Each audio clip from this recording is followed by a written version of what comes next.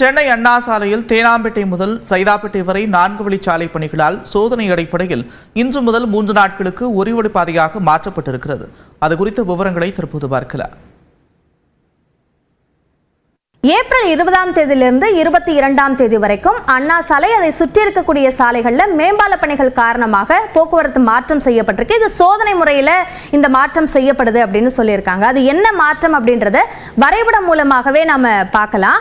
அந்த வகையில் தேனாம்பேட்டையிலிருந்து சைதாப்பேட்டைக்கு போகணும் அப்படின்னா இது ஒரு வழி பாதையாக மாறினதுனால நேரடியாக அண்ணா சாலை வழியாகவே வர முடியாது. அதற்கு பதிலாக செனட் ஆஃப் சாலை வந்து டர்ன்ஸ்புல் சிக்னல் வந்து அடுத்து சாமியர் சாலை வழியாக தேவர் சிலை கிட்ட வந்து திரும்ப முடியும். இப்படியான மாற்றம் செய்யப்பட்டிருக்கு. அதே மாதிரி சைதாப்பேட்டையிலிருந்து தேனாம்பேட்டை போகணும் அப்படின்னாலோ அந்த சாமியர் சாலை போகணும்னாலோ முன்னாடி அந்த அண்ணா சாலையிலிருந்து வலதுபுறம் திரும்பலாம். ஆனால் இப்போ திரும்ப முடியாது. அதற்கு பதிலாக நேரடியாக அண்ணா சாலை போய் அதற்கு பிறகு செனட் ஆஃப் சாலை வந்து டர்ன்புல் சிக்னல் வந்து அதற்கு பிறகுதான் சாமியர் சாலைக்கு வர முடியும். நேரடியாக இங்க ரைட் திரும்ப முடியாது.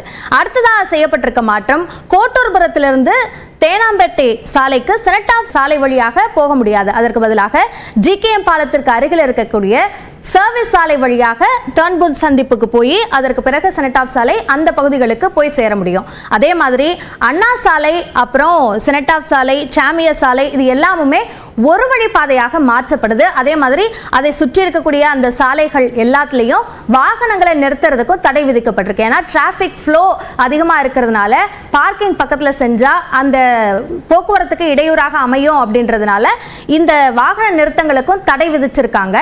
சோதனை முறையில் 3 நாட்களுக்கு இது நடைமுறைப்படுத்தப்படுது. இது சரியா வருதா என்பதை பார்த்துட்டு அதற்கு பிறகு இது நீட்டிக்கப்படுதா என்பதற்கான அறிவிப்பு தனியாக வரும் அப்படின்னு எதிர்பார்க்கப்படுது. இந்த மாற்றங்களை தெரிஞ்சுக்கிட்டு பயணங்களை திட்டமிடுறது நல்லது.